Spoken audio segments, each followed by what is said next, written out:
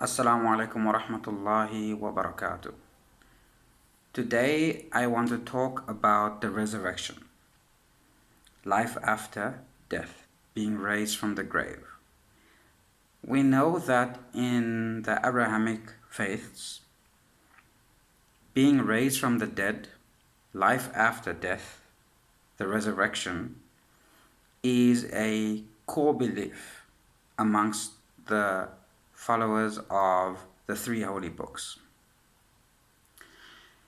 And since it is a core belief, we find obviously the opposite to be considered rejection of faith. Mainly, that people deny that there is a life after death. In fact, many prophets were ridiculed, and many people ridiculed them on the basis of their claiming that there is a life after death. And so what I want to get into is one of the fundamental reasons why these religions, the Abrahamic faith traditions, insist on the necessity of believing in life after death. Now, I'm giving a reason. I'm not saying this is the reason. Now, there's a big difference, okay?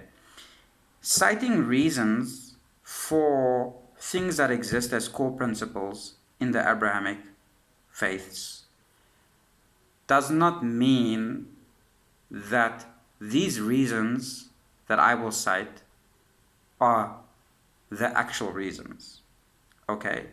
It is merely to point out to people, especially skeptics and people who would deny the resurrection, what the fundamental underlying issues are in, first of all, accepting the resurrection, and second of all, in denying the resurrection, and how those things correlate. So, why believe in the resurrection, that you will die and then be raised up again?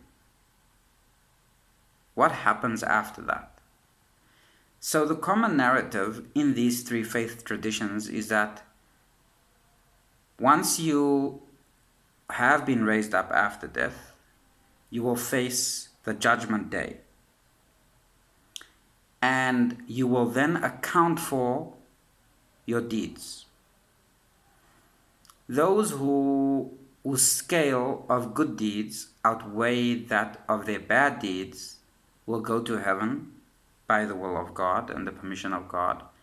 And those whose scale of bad deeds outweigh their good deeds will go to hell, unless God decides otherwise, because ultimately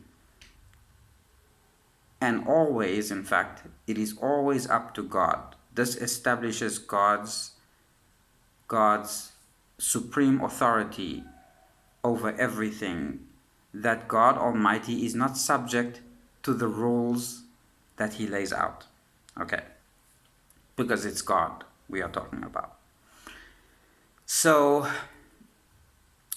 what we find is that being a core belief in the Abrahamic traditions and three faiths, we ask ourselves, what is that really about? What is happening there? And I can sum it up in one word. And that word is accountability. By believing that one will be held accountable by none other than God, who is omnipresent, who is with you wherever you are, and who is all aware of everything that takes place. In other words, the day of accounting, the day of judgment will be a day of perfect accounting. Okay, a day where you will not be able to hide even from yourself. That means people, therefore believers, should behave in a way as though they are being taken account of.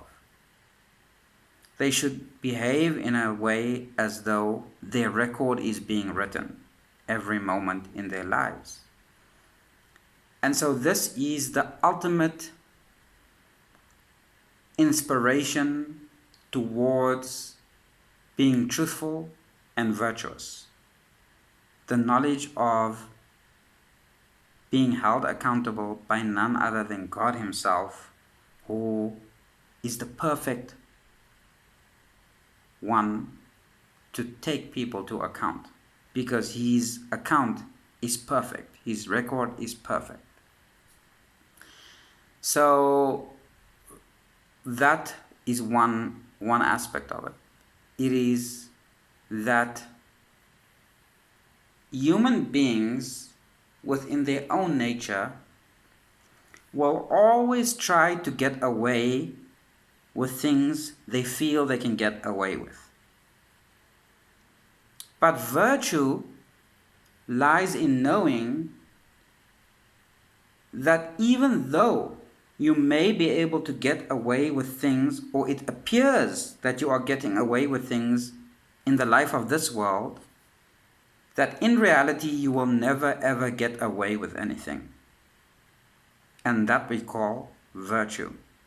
And because the Abrahamic religions, the traditions, encourages a very high moral standard and virtue, and that people should act with moral judgment despite not being watched, because they are being watched by God, this belief in the life after death, is central to the Abrahamic God concept. And what is the opposite of that? Why then are people termed as disbelievers who reject belief in the resurrection? It is because when people reject belief in the resurrection, they are rejecting divine accountability, divine reward and punishment. And so when they say there is nothing but to live for, there is nothing but this life to live for, and when we die, that's it. They are also saying that we must take all we can from this life. We must enjoy ourselves as much as we can in this life. We must thoroughly indulge ourselves in this life, because this is the only life we have. And that, in modern terminology, we call hedonism. So the Abrahamic traditions are against people who live their lives for their own short-term pleasures and forsake the long-term, which is the afterlife, for fleeting desires.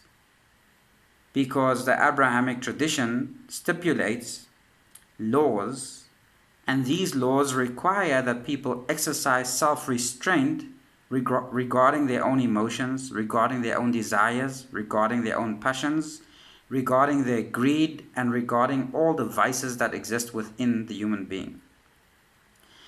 And so in order to do battle with the self within the Abrahamic tradition, so as to remain aloof from destructive behavior, one remembers resurrection, life after death, heaven and hell. Because without these, one would think that living for myself is really the only way. Securing maximum benefit for myself is really the only way. Because once it's done here in this life, it's done. And so that is my message to you today, my explanation of core beliefs within the Abrahamic traditions. Thank you very much.